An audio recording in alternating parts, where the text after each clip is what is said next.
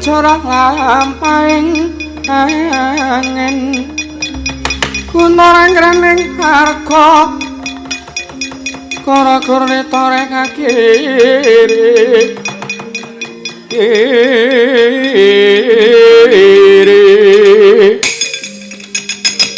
ora bumi pakampita sadolama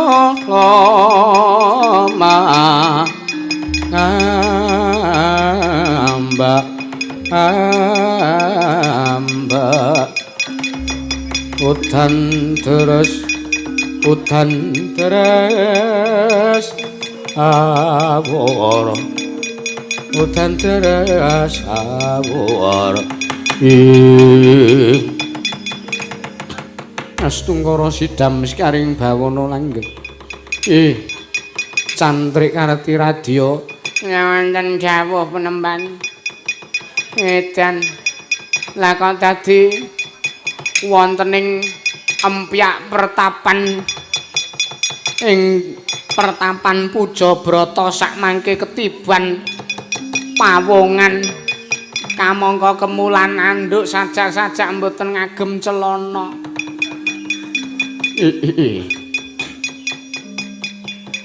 kamangka nggone tiba ning empyak pertapan empyake ora jebol nanging malah wonge sing banjur kuntal tiba ning Bantala banjur ora eling aduh namangga kemawon kula borong pasrahaken wonten ngersanipun penemban Guntur Kahana coba titip priksanen kira-kira wong kuwi isih ana ambekane apa ora waduh yata laruta sanggeng kutha sang guru kula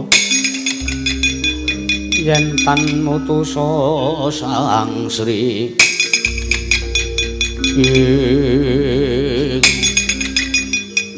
matur ngesanipun sang penemban Guntur Kahana iya piye cantrik kareti radya niki ndelalae tesih enten napase lah monggo dipun kepripun carane digugah digawe ben isa pulih kaya wingi uni awake mara minggir tak paringi usada menungsa iki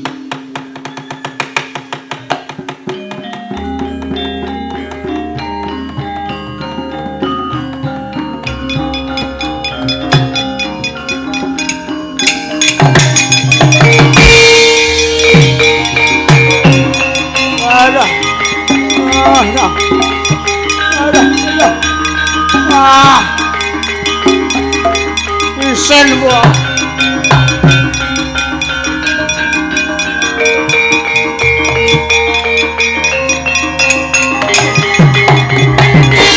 Kunjang kancing langit kelap-kelap katon lir kenjang ing alis risang mawek gandrung saparan kaduluwu kermoyak mayek saking jas balewur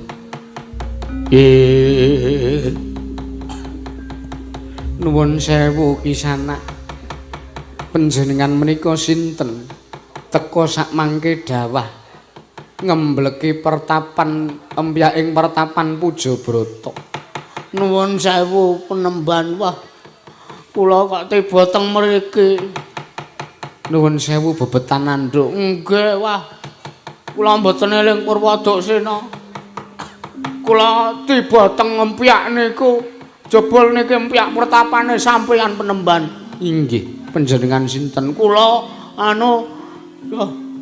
kok gagar otak iki nang sirah gedhe iki biasane otake meng cilik aja ngawur kowe menungsa nyadik kowe lah nyadik-nyadik kae yen jeneng panjenengan Kisana nyuwun mriksa kan Kang abdi kula inggih wonten ing mriki menika pertapan Pujabrata inggih kula pun Begawan Guntur Kahana. Penemban Guntur Kahana inggih Kisana panjenengan kula Begawan Bagong. Begawan Bagong nggih ugi pandhita. Mboten nggih ming reka ming ben padha kalih panjenengan. Kok ming bebetan anduk Kisana. Anu niki nek anduke kula cepet niki konangan le jae. Wong mung ketutupan weteng kok penemban.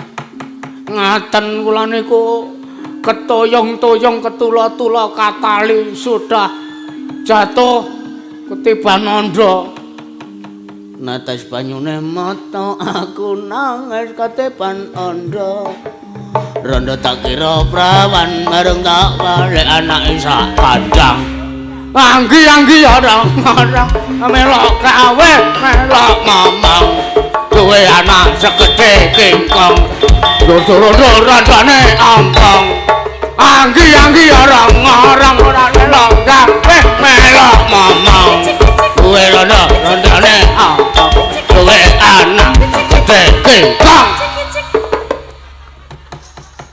icik asal oleh malah dangdutan. Lah panjenengan nggih pirsa dangdut niki kula streaming. Wah, pendhita modern ning pangestunipun. Nganu kula niku wau critane teng negara Ngastina niku anu Penemban. Kula ajeng mboyong Kurawa 100. Kula bloko mboten napa-napa to niki, mboten napa-napa ki Lurah Bagong nggih. Mengke dikira kula curhat terus dikira kula nganu niki napa jenenge njejaluk ngersanipun Penemban Guntur Kaana. Mboten nggih. Nek kula diparingke curhat mboten napa-napa, kula curhat mboten napa-napa monggo mawon. Kula niku rak pengen anu mbangun desa ta Penemban. Nggih. Kamangka syaraté mbangun desa niku ngendikane dewa niku kudu mboyong Kurawa cacahe 100 teng Padukuhan Karangkadempel. Lah mau kula niku ceritane ajeng mboyong Kurawa. Lah kok malah kaelaning jagat gaweaning para dewa. Kurawa niku enten sing iso mabur, enten sing iso ambles bumi, enten sing iso ilang. Kula diantemi mboten enten wujude. Ngaten nggih. Terus enten sing wujude dadi buta gedhe banget, buta napa simpingan tengen kaya ini kau. Enten ingkang dados buta nggih. Lah buta niku sing dadekke jalaran kula tiba dawah teng pertapan panjenengan menika Penemban.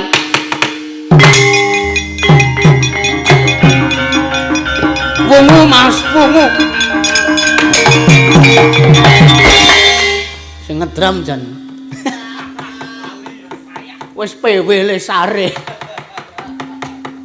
Mboten nginten babar pisan ketoyong-toyong lampahipun Lurah Bagong nggih. Nek kula ajeng ditulungi kula ngaturke panuwuning nek mboten nggih kula tak mulih wuda ngeten iki. Ampun. Candrik Karti Radio nganten jawab. Celanamu ana sing wernane abang. Nggih Penemban.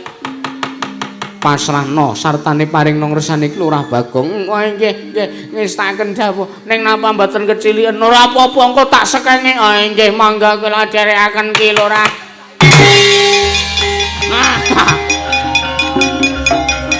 Awas aja ngati mlotrok mboten.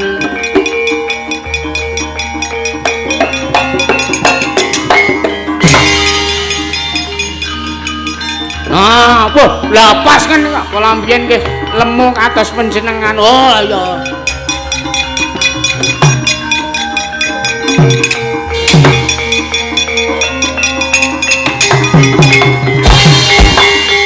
Mangkahang rasa suluk barang. Ya wis. Suluk. Engko bengi sing mayang. Diwat-wat. Wis dumeh sing mayang. Ora gagas. Matur nuwun nggih Penemban. Inggih. Ki Lurah Bagong sami-sami nggih. Kula mah diparingi kathok karo sinten niku menika cantrik kula. Pun cantrik Karti Radio. Nggih. Wah. Matur nuwun sanipun Penemban. Guntur geni, Guntur Kaon. Nggih, Guntur Kaon. Nggih. Lajeng menapa kula dipun keparengaken menawi kula badhe mitulungi dumateng panjenengan. Pripun? Lajeng ditulungi? Nggih. Inggih menika ngupadi sarana mboyong para sata Kurawa 100 wonten Padukan Karangkadempel murih kasembadan sedyanipun Lurah Bagong. Estu niki? Inggih estu. Wah, matur nuwun Penemban. Wah,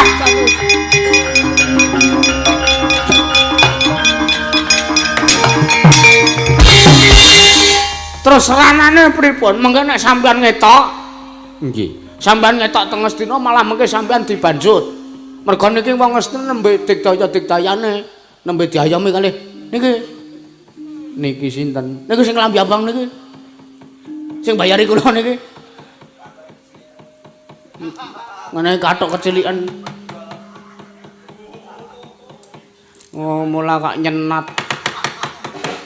Lambemu.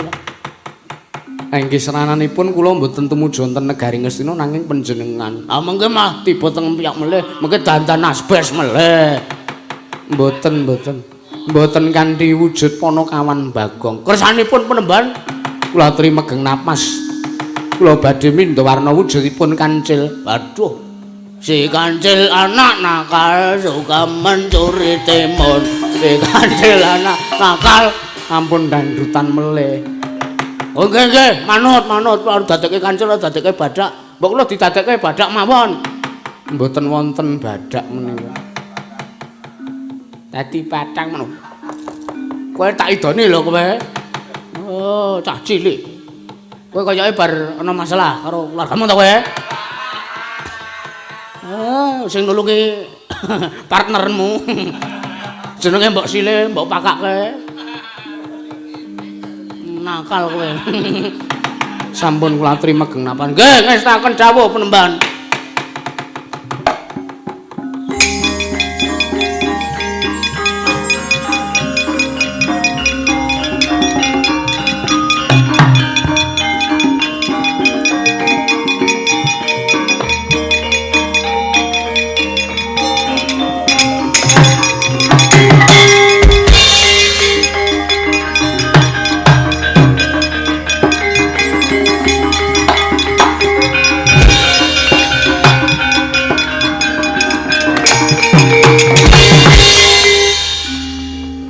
Pun dereng. Sampun.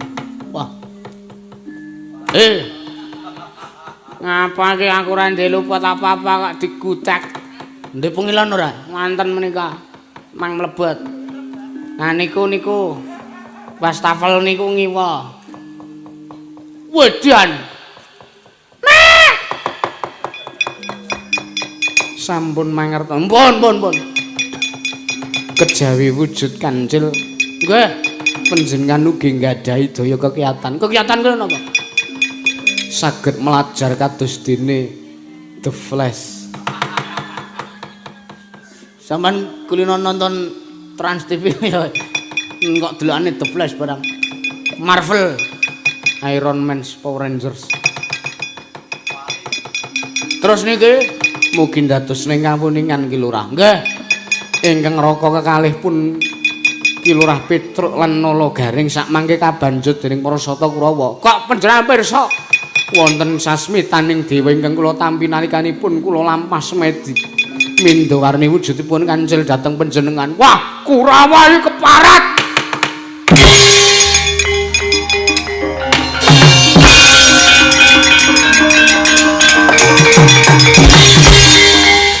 Sandre wonten dawuh penemban. Aja nganti keri. Ki Lurah Bagong ing sawujud Kancil dimemanuk. Mangga kula dherekaken.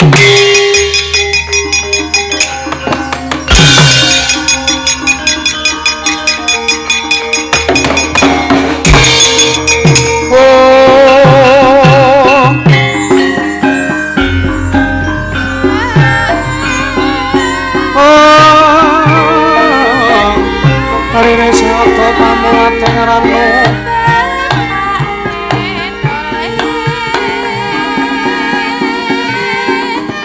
terus sing karsanira dening kanyut manis rene ingsun Gusti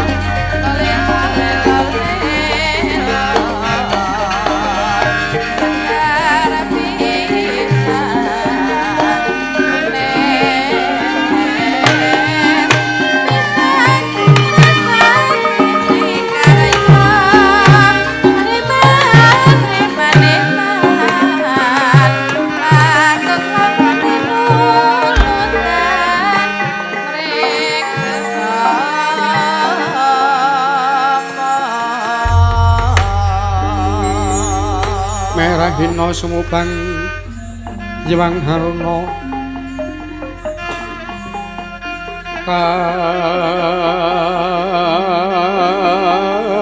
Katinetraning uga rapuh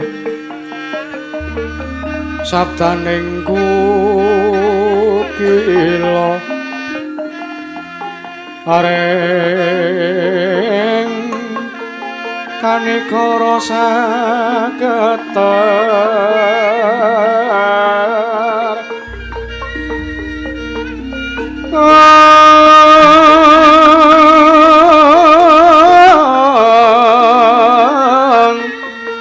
nek ketong neng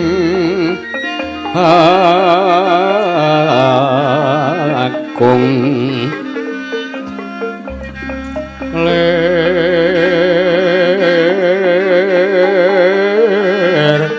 wosing bene panca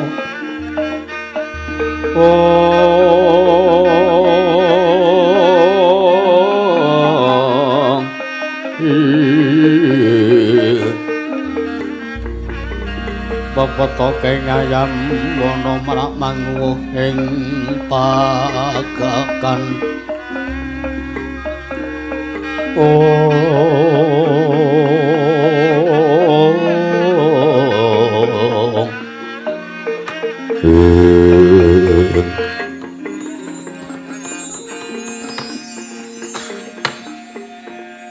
Astungara sidam sekaring bawana langgeng Ismaya Nayantaka ya Semar Badranaya gawe kaget teka ndadekake pangaribawa gedhe tumrap kayawangan Kundarandir Bawana jeneng kita sowan ana ngarsa ulun Semar ya Wismaya sawise satata nggon kita ngadhep padha kanthi raharja sakpanapta kita ulun paring pandangu kelawan jeneng kita Semar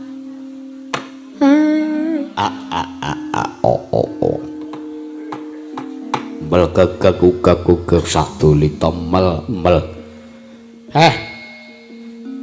pukulun nggih pukulun sangka judhek raosing manah kula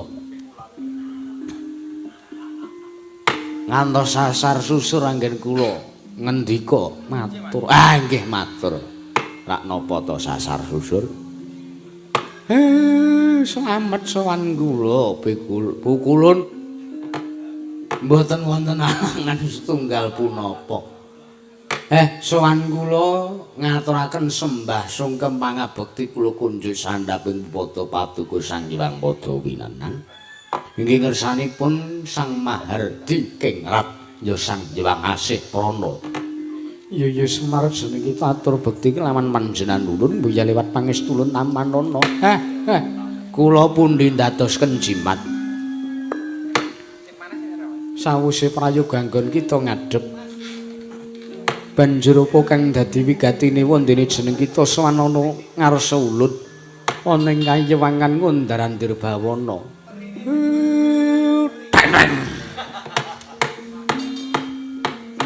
nggih ngedramadine bronjong kronjot nggih janjane mboten sandadak kula matur ngersanipun Iwang Pikula Asih Prana paduka sampun pirsa dhateng legetaning manah kula. Jernyatanipun dewa menika pirsa dhateng sak mobah mosi ing kawontenan sak mobah mosi ing titah. Dadi mboten sandadak panjenengan dangu kalih kula. Beh. Panjenengan sampun pirsa kelawan menapa wigatos kula. Semar kula. Ibarate wong kang batang cangkriman. Ulun duwe cangkriman jeneng kita ingkang kudu batang. Ngaten. Iya. Wah, lah dalah. Beh. Cilipet. Nggih. Niki ngaten. Anggen kula sowan wonten mriki menika kula badhe nyuwun senjata pitulung. Wonten ngersanipun Sang Hyang Asih Prana. Niki anak kula ketoyong-toyong lakune, ketula-tula lampahe pukulun. Anak kula si Bagong niki diuncalke kalih buta. Tiba teng pundi dangkane mbuh kula mboten ngerti. Iya, nggih. Lajeng anak kula Petruk kalih Gareng niki dibanjut kalih Kurawa cangkeme disolasi ngantos muni ming misuh nggih ming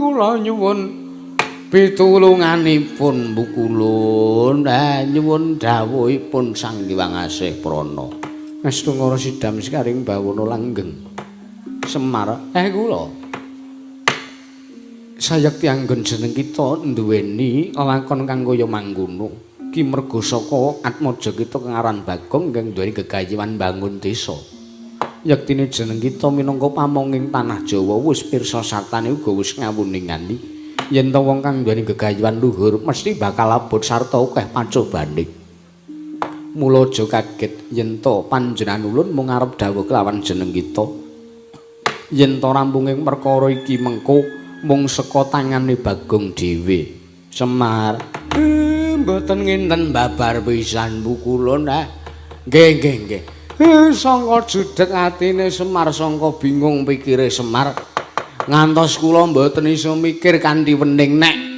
anak kula Bagong duwe gegayuhan menika mesti abot pacobane ya yen mangkono jeneng kita ulun nutus supaya budal sowan ana ngersaning para Pandhawa merga para Pandhawa uga melu andarbeni tumrap jeneng kita lan atmaja kita sakabeh-kabehane Panakawan duweni labuhan gedhe marang para Pandhawa kersanipun mula para Pandhawa paringana ngerti yen to sak mengko pamonge nandhang susah nggih nyuwun pamit Pukulun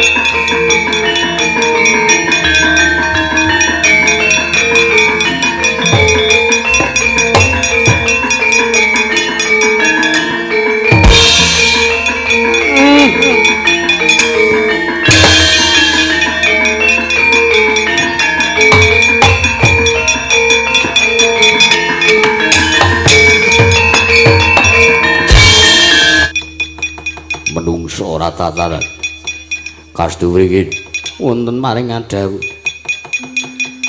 lega rasane atiku rasane meneh aku bakal nyumurupi Panakawan Nalagaring lan Petruk tekaning pati inggih monggo kemawon sak mangidake dipun wiwiti anggenipun badhe amet jahe dhateng pun Panakawan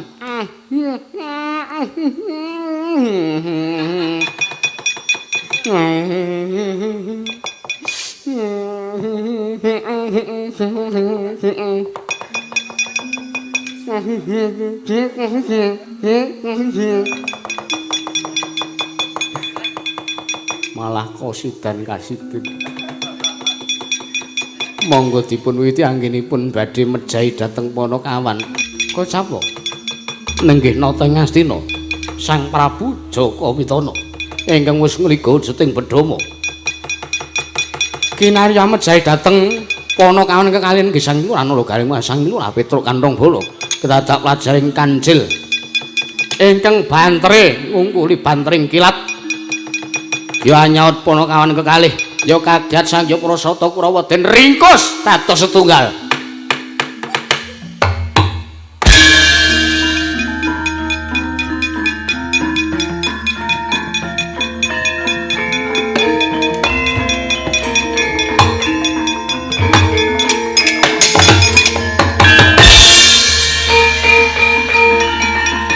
Edan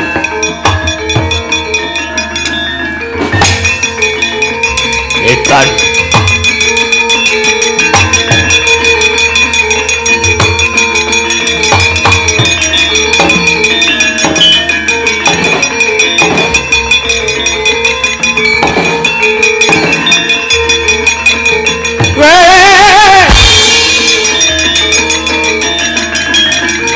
Wah, Ipul! Weh, jalan!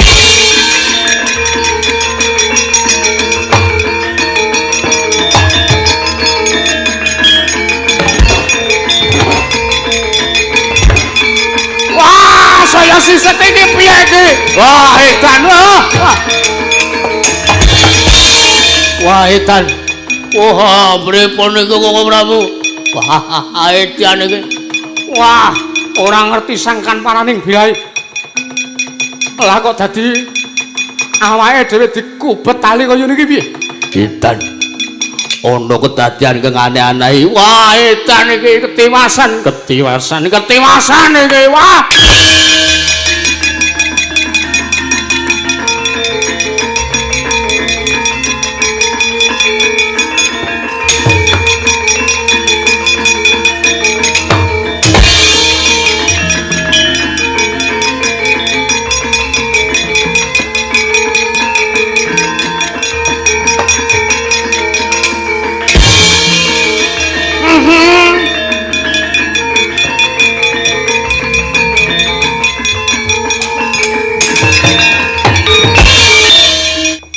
Wela. Ngelahe. Mas nama sidam sikaring bawono langgeng sekar mayang.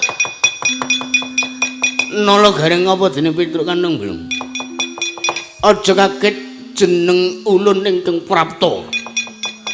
Sarta jeneng ulun ingkang ngayomi kelawan jeneng kita. Hah? Hah? Oh iya. Wah, piye iki Le Badar iki? Ulun dewaning Kancil. Ya ulun ingkang nguasai ladang timun.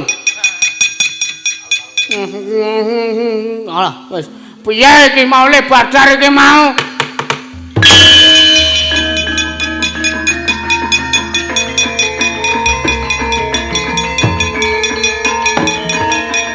Mesake kowe rang. Nah.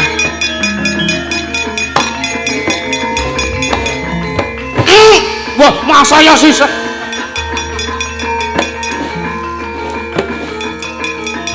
Nah, aku gak diklothok iki. Selasine iki ya, ajan wis yo mesake ora.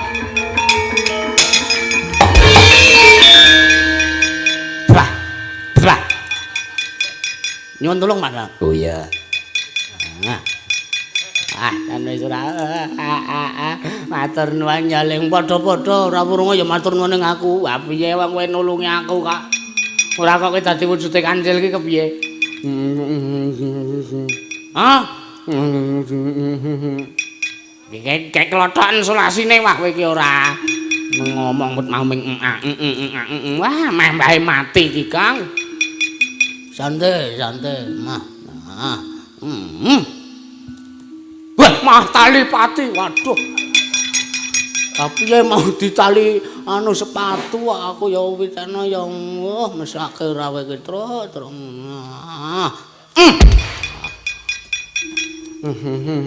Hah? Oh iya rene wah jane ngrepoti kancane ngene. Ayo, mergane aku arep bengok ki ra iso cangkemku disolasi kok. Heeh. Matur nuwun. Slamet uripe awake dhewe reng. Ha iya. Wis gak iki apike iki piye iki? Kae Kurawa wis tak rut dadi siji kaya ngono kae. Ayo semen urusane Kurawa. Modar mbok ya men ora senengane kok. Ha iki apike piye? Ambo bapak malah lunga kuwi karepe piye?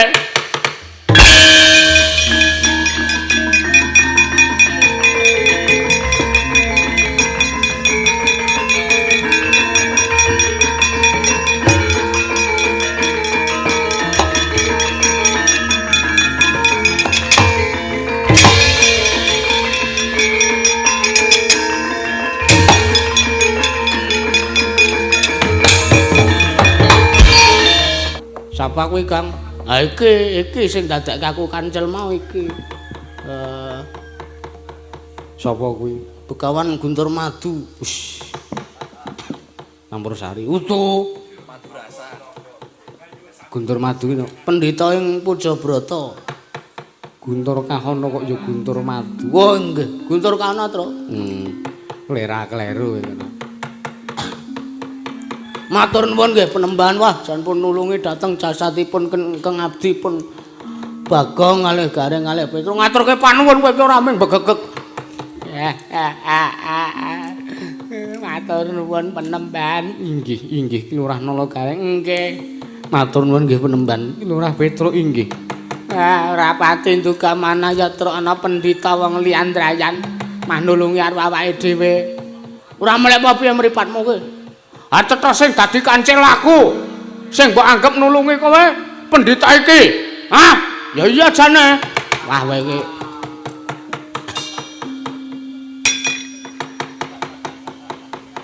Ki Lurah Bagong, pripun? Panjenengan pengin pirsa dhateng sinten jatosipun kula? Sinten? Dewa sanes. Sinten? Kula aturi mirsani piyambak.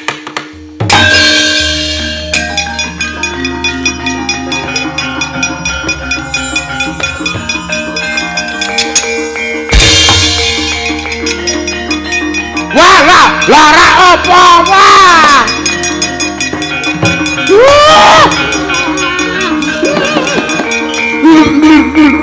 lambene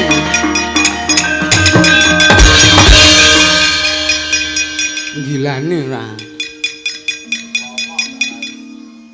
lah kacang kula ning ya wis ben lah sinuwun Darawati ta sing dadi pendhita pripun napa bayaran dadi ratu niku kirang kok sampean dadi pendhita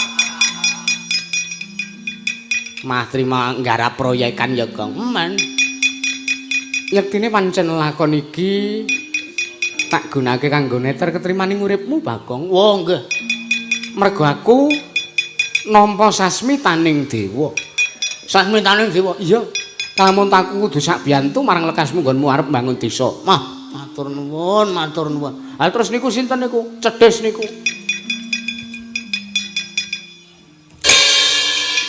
Dia nantep banget ya tangannya.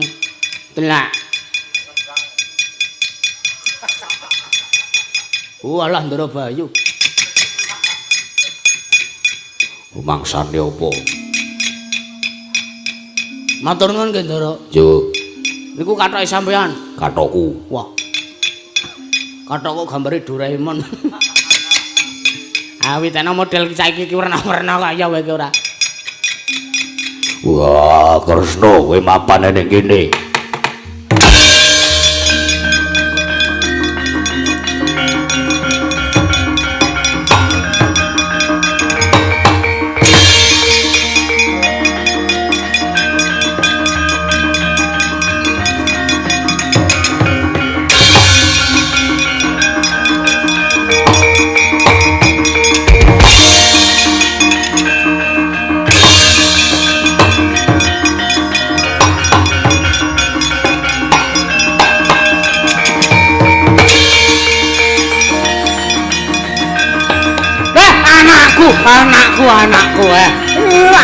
Anakku anak oh dudu anakku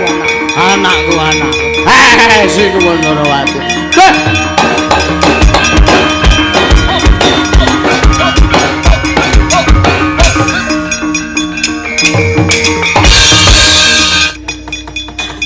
Koko Prabu lenggah wonten mriki. Iya. Kalian Ponokawan Bagong kalian Nalagaring lan Petruk ngendikanipun dipun banjut dening Kurawa. Anu, pun ditulungi kalih Sinuwun Kresna. Ngono nggih. Wah, critang kakangku nulungi karo Ponokawan. Iya, Werkudara, iya. Matur nuwun nggih Sinuwun Kresna. Kakang Semar tiba padha-padha. Oh, Sinuwun Ndrawati luwih pengerten karo aku. Mbangane kowe, apa kowe iki? Apa kowe iki? Bambung no bocah. Rumangsane apa? Kowe iki nek tak ngono, aja diuncalke ning sinden. Wis do abang kabeh mripate. Wis do bombing kabeh. Engko nek dikruyuk malah kowe engko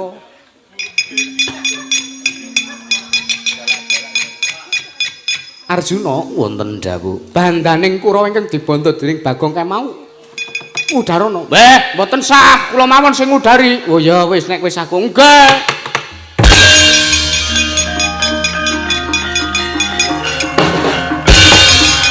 Ayo, isung-isung. Monggo.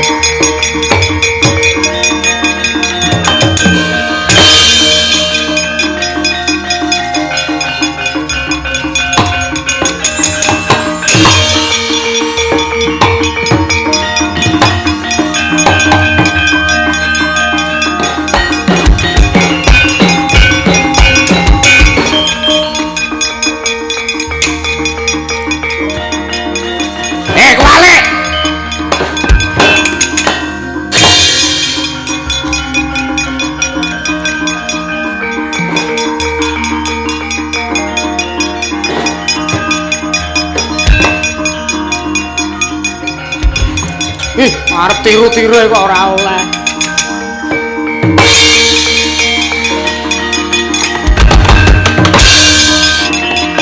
Wah, piye iki?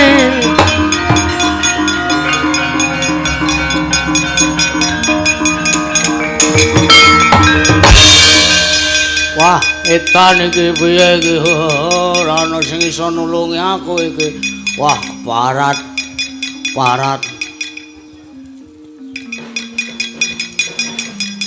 Bejo aku iso mabur. Bejo aku iso ambil bebles bumi. Aku iso Waduh, aku mung iso ngilang iki terus piye iki? Wah. Aturne aku iso ilang, aku isih dibondo iki piye iki? Wah, edan. Piye, do puas kowe? Piye kowe ngen? Anu men. Puas kowe, mae kok aku puas kowe. Njaluk ngapura. Ora ana ngapura engko kowe ora. Culana bandak. Malah mah. Mangsane apa? Ya, tak culi.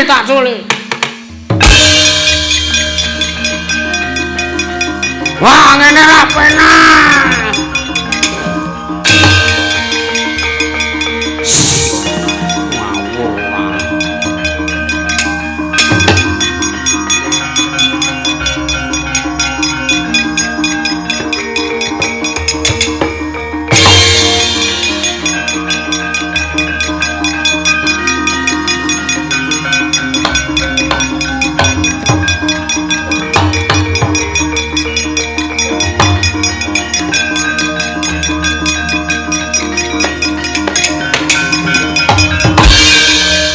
Kowe tanggung jawab saiki. Hah? Jare sago minangkane pamundhutku. Jare kowe arep sago arep apa ku jenenge? Apa? Arep sago mbantu leh ku arep mbangun desa Sawangen kahanan sing saknyatane Ponokawan.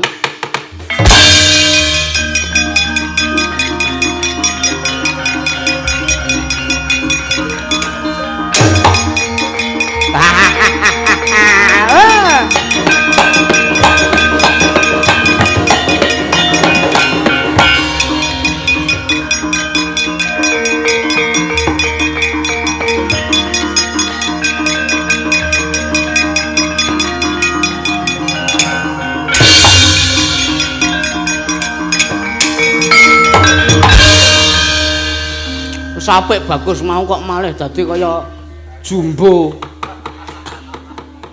Jumbo ngetar rai kita kuwi ora. Sampeyan kuwi dadak dadi datak dadi. Ngawur ora jeneng kita kuwi ora. Pancen manjan ulun ingkang nampa utusan. Satane ulun nampa dawuh saka ngersane Wang Pikulun Manik. Maya kinen. Ya kuwi neter marang ketrimaning gesang kita Bagong. Dadi kasduwringen barang. Gawe pawaden arep sita ngersane bapak. Iya. Trembelane. Ora ngasake wong tuwa. Aku nganti sowan ngersaning Sang Mahardi Kengrat. Nyun pangapunten Kakang. Guyu, puas kowe mahe aku. Nrada. Ana bali ngempul kono. Dipaeka, dipaido. Babar blas ora didombengi. Wah, jeneng kita nampa sasmita saka panjenengan ulun lah kok teko mboya bisa ngonceki sartane mboya bisa ngudharake tembung. Liripun mangerti ya. Sayekti jeneng kita ulun dawuh supayane mbayang Kurawa 100 kuwi dudu kok Kurawa sing nang Ngastina cacahe 100 kuwi mboya. Lah nanging sawangen Bagong ulun maringi kelan jeneng kita.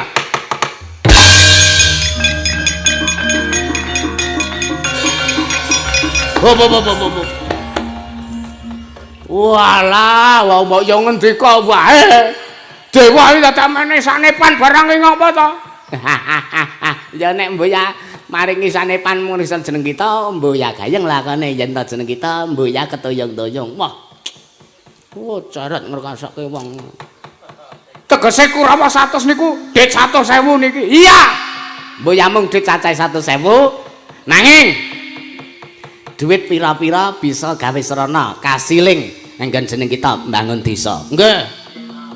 Saiki pancen iku wis kodrat yen bisane mbangun desa lamun jeneng kita mbayang Kurawa 100 kuwi tembung sanepan. Nggih. Nggih. Walah, setan iki. Kok niki kon nganggo duit niki karepe pripun? Syukur ora. Wis dipaeka sapa mau Kasdu Klimin. Saiki dipaeka dewa. Kasdu Klimen ki ya putu dewa kok. Ha iya. Iki senengane maeka anakku ora. Lah iki nyatanipun ngaten Kakang Semar. Iki dit 100 diembake Kurawa 100. Tegese ngene Panakawan. Pripun? Anggon jeneng kita ya kuwi duweni dhuwit iki bisa ndadekke srana rancake gayan sartane kalis ing sambikala jeneng kita bakal bangun desa. Amarga kanthi dhuwit iki uga bisa diwestani, uga bisa marake menungsa duweni patrap nista.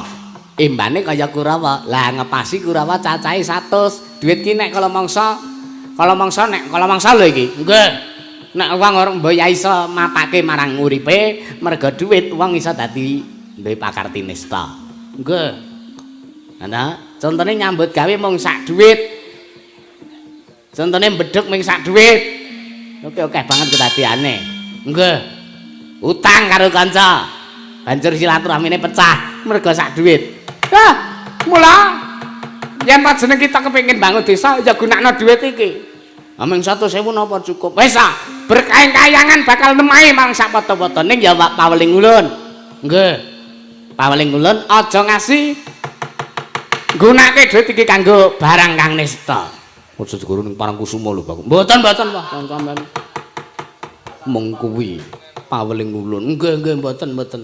Niki diparingi estu niki. Iya, ulun paringi. Wah, diparingi sasmita, diparingi sanepa Kurawa 100 ki tegese ya dit 100.000 iki kok malah arep mbayang Kurawa 100. Ngono wae ulun kondur makayangan.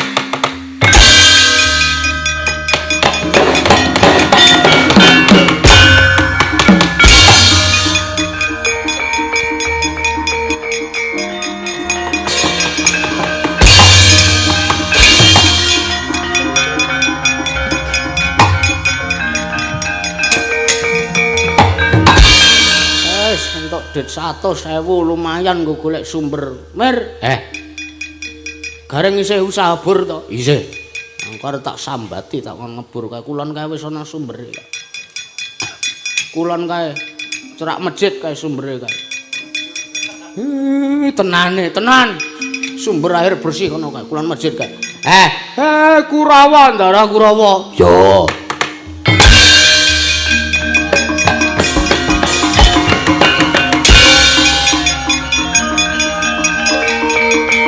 Rungso ratatanan.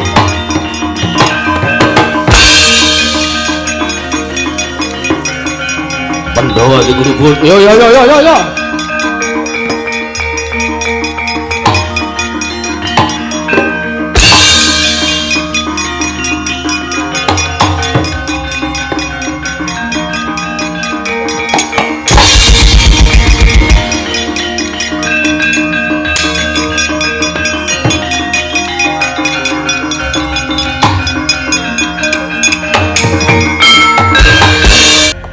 Waduh teng Kedabik arep ngrubut Bagong malah kae Duryudana arep tak parani lagi tekan kene ketemu aku pelapat lunga yo seblake mbarat bu tibamu kowe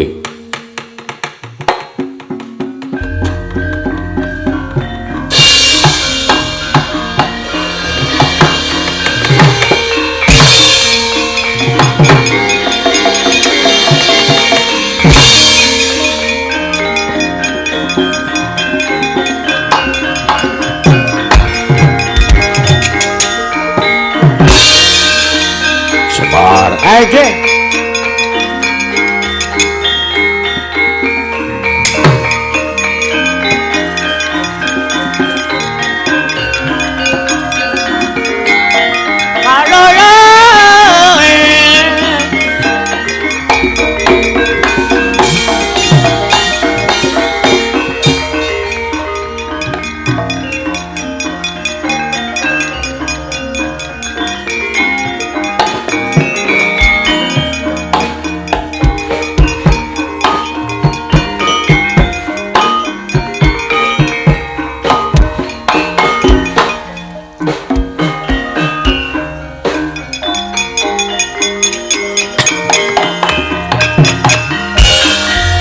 Matur nuwun nggih, Pak.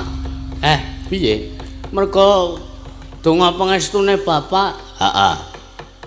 Kanthi srana ketoyong-toyong kula pun kelakon entuk sumber air pun kula oncor ke teng masyarakat. Oncor ngono. Oncor maksudnya dialirke ning masyarakat ngoten lho, Pak. Iya, bagus to le. Nggih. Matur nuwun. Matur nuwun nggih, Ndara. Yo, padha-padha. Wah, jan aku sayang banget karo Ndara siji iki. Nang karo iki aku ra sayang. Kurang ajar karo wong tuwa kok. Manes tekate lah ndukal sisan. Matur nuwun nggih, Ndara. Yo, semar padha-padha. Ora kowe. Niku kene. Matur nuwun nggih, Ndara Werkudara. Iya Kakang Semar padha-padha. Iki diguwang wae. Oh, guwang piye wong lakone aku kok sing dadi sari iki aku kok. Mikir kene, mikir sing nutup aku wae. Iki ora sembrono wae iki ora. Matur nuwun nggih, Ndara. Ya, Bagong padha-padha nggih.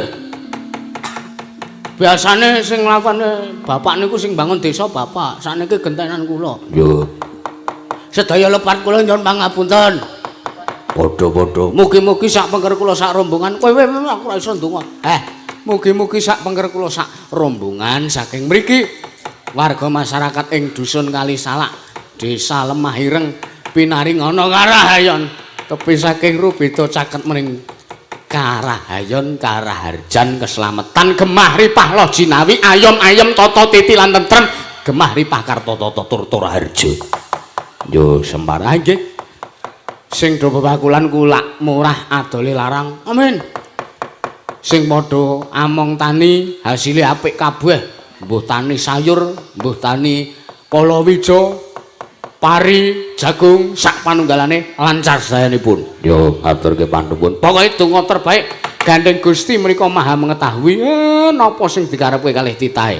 Muga-muga Gusti ngijabahi napa sing dibutuhke dening para warga masyarakat. Wis gek golekan mir. Ha nggih. Wusana panutupe ngatur slamet to sing nanggap Slamet to sing ditanggap, slamet to sing nonton tanggapan, slamet to sak kabeh-kabehane. Ayo. Sapa? Gak ditabuh.